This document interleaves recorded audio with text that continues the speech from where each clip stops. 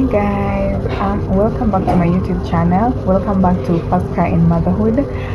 Thank you so much for tuning in. If you're a if you're a returning subscriber, sorry, thank you so much. And if you're a new subscriber, welcome to the family. Welcome to First Cry and Motherhood. So here we just do everything random, everything that is related to motherhood. Yeah, and we learn along the way. So guys, today I'm planning to do a very simple video.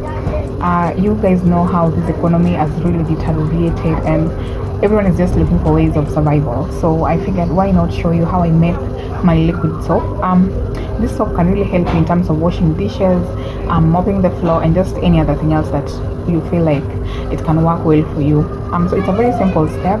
I'll just go ahead and show you how we mix everything together and come up with something nice that can work for you and save a little bit of some coin.